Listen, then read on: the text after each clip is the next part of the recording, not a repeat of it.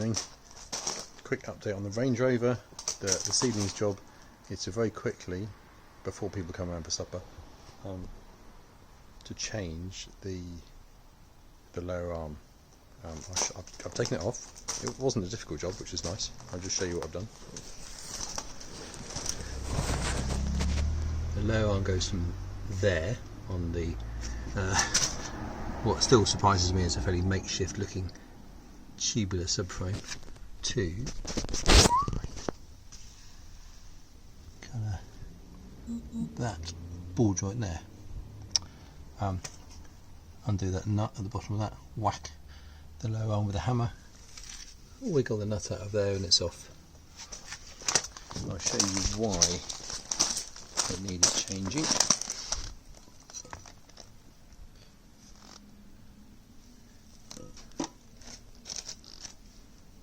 You can see quite how knackered that rubber is.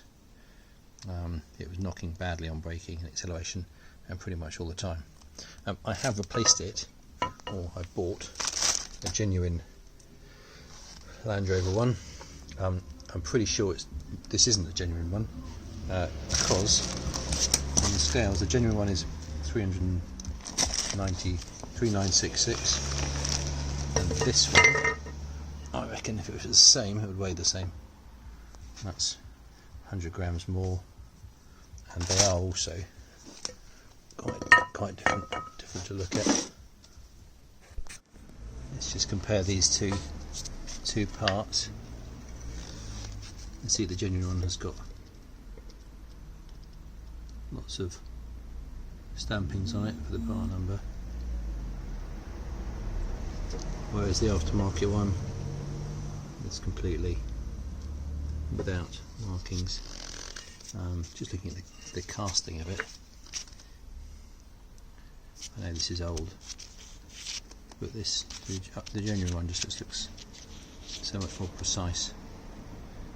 But I'm probably just trying to justify my additional 211 quid, to be honest. I'll probably do the same job. But anyway, as I can do this job myself, I figured it's worth treating it to a genuine bit. Right, let's get it back on. Good. So that's that job done.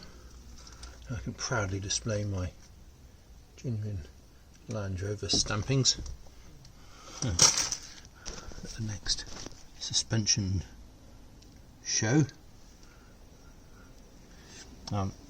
Obviously, a job like this, when you're trying to rush, get it done in time for people coming over for supper, doesn't go without injury.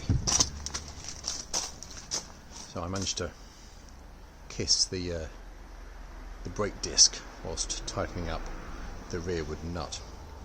Quite lucky, I didn't really whack it hard, so it just caught my lip but didn't bash my tooth. There you go, DIY.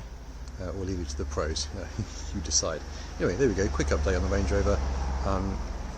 Obviously, the big job pending is the turbo. Okay, bye.